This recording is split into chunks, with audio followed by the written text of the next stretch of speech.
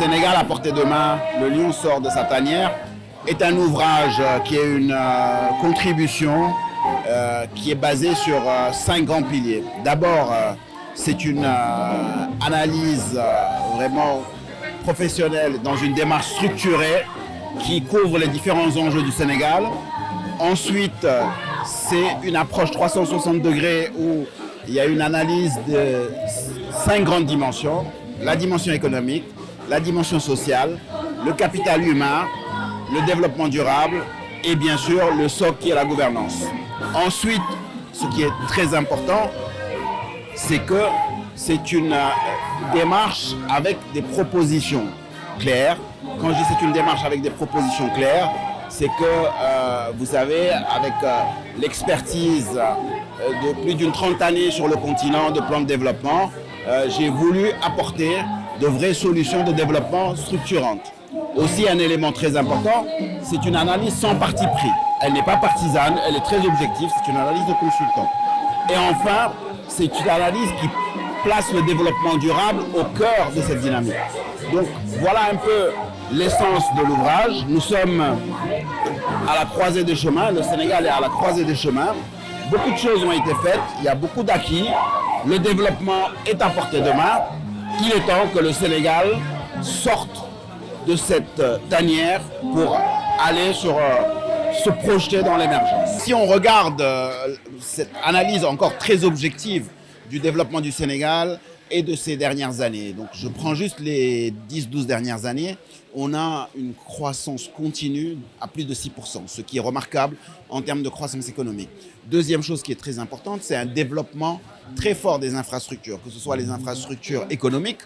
Donc il y a eu beaucoup d'investissements en portuaire, aéroportuaire, infrastructures de transport, le BRT, le TER, mais aussi infrastructures de désenclavement, puisque on a eu dans l'histoire du Sénégal un nombre d'investissements, jamais on a eu un nombre d'investissements aussi important en dehors des grandes villes et en dehors de Dakar pour les infrastructures de désenclavement. Donc troisième chose qui est très importante, c'est un développement très fort du volet social avec la mise en place de la caisse maladie universelle, le développement des bourses de solidarité. Donc il y a eu beaucoup d'actions pour permettre justement aux Sénégalais d'avoir accès aux services sociaux.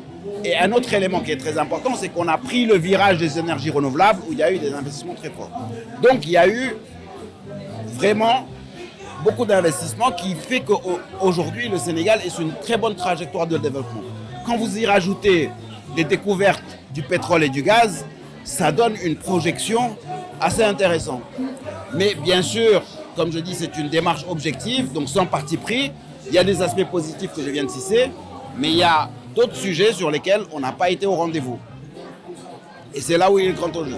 Quand on parle de croissance, la croissance a été beaucoup drivée par l'investissement public, notamment dans les infrastructures, ce qui fait qu'on est plus dans une logique d'investissement d'investissement où on exporte la croissance plutôt que créer de la valeur ajoutée locale. Donc ça, c'est à corriger. Autre chose aussi, c'est qu'on a pris le pli d'un certain nombre d'investissements d'infrastructures qui ne sont pas forcément les plus pertinents. Le TER, on aurait pu l'optimiser en termes de coûts par rapport aux besoins de développement du pays.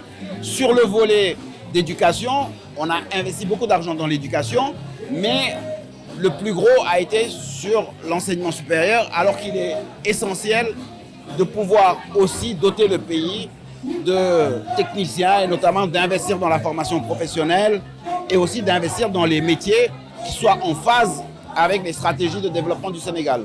Il y a aussi le volet gouvernance où il y a beaucoup de choses à faire pour avoir une gouvernance publique efficace. Également, quand on voit toute la dimension des valeurs, aujourd'hui on est dans une perte de valeur de la jeunesse en matière de civisme, Quand on voit également le cadre de vie, aujourd'hui on voit l'acte 3 de la décentralisation a donné beaucoup de pouvoir aux collectivités locales, ce qui fait que dans beaucoup de grandes villes, on s'est désurbanisé. C'est-à-dire que le cadre de vie est devenu, Dakar est un marché à ciel ouvert. Donc il y a un ensemble de choses sur lesquelles, malheureusement, on n'a pas été aussi brillant. Donc oui, on est sur une trajectoire très intéressante qui nous permet de dire que le développement est à portée de main.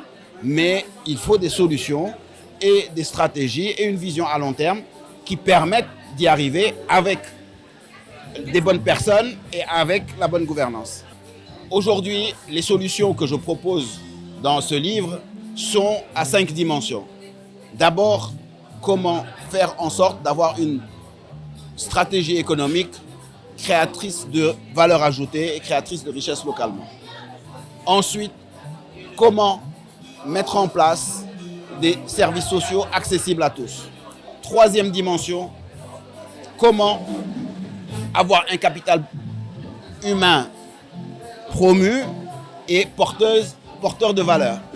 Quatrième élément, comment intégrer tous les enjeux, les contraintes et opportunités du développement durable, de l'environnement. Et cinquième pilier qui est transversal, comment mettre en place une gouvernance publique efficace. Et c'est sur ces volets-là que j'apporte des solutions.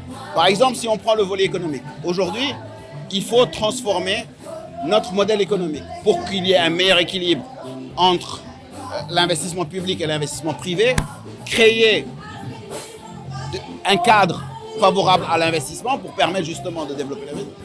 Il faut qu'on puisse avoir une approche transformative, un secteur primaire qui soit modernisé.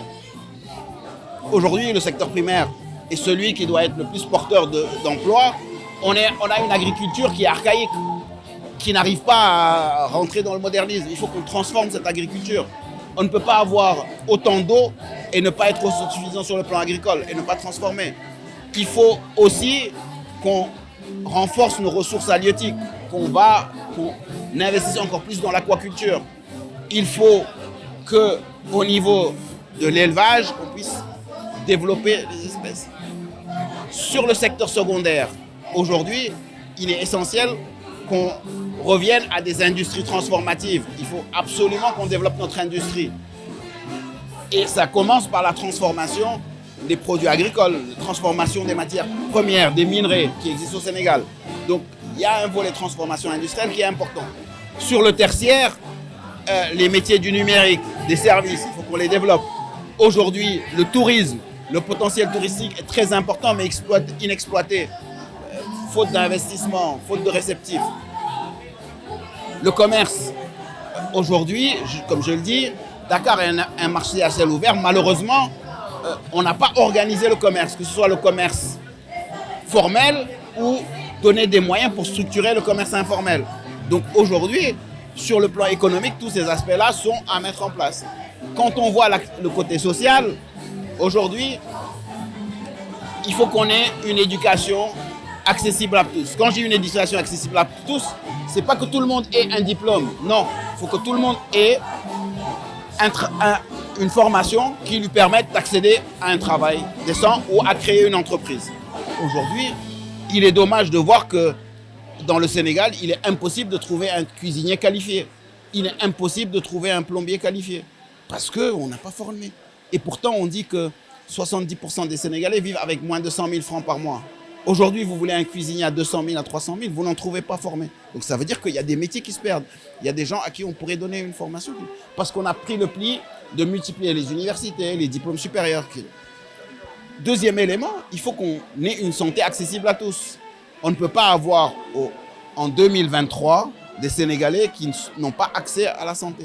Que ce soit des Sénégalais en ville ou surtout dans le monde rural, avec toute cette disparité entre la ville et le monde rural. Donc il faut qu'on transforme cela, qu'on introduise les partenariats publics-privés pour une meilleure offre de soins et aussi qu'on renforce par la formation des acteurs.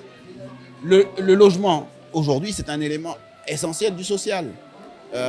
Dans un monde où les financements sont disponibles, où on peut créer un cadre incitatif fiscal, il n'est pas admissible que chaque Sénégalais n'ait pas accès à un toit décent. Donc, il y a un certain nombre d'actions à mener. Et bien sûr, derrière tout ça, la gouvernance. Il faut qu'on ait une évaluation des politiques publiques avec une responsabilisation, avec une reddition des comptes. Et cela passe par la définition des objectifs qu'on fixe aux acteurs publics, des mises en place de méthodes transparentes de choix des acteurs publics et bien sûr, sur la base des moyens alloués, une analyse des performances, une évaluation des performances et le binôme rétribution, sanction. Aujourd'hui, malheureusement, on n'a pas. Donc il y a énormément de choses à faire pour que ce Sénégal, qui est sur cette trajectoire de développement, l'atteigne. Quand je dis il y a énormément de choses à faire, on est sur la très bonne trajectoire, mais aujourd'hui on est à la croisée des chemins. C'est aujourd'hui crucial, au moment où on va rentrer dans l'ère du gaz et du pétrole, que nous ayons la bonne vision, la bonne stratégie à long terme, qu'on mette en place toutes les forces vives qui peuvent contribuer au développement de ce pays, avec la gouvernance adéquate qui est essentielle, et en valorisant le capital humain que nous avons dans ce pays.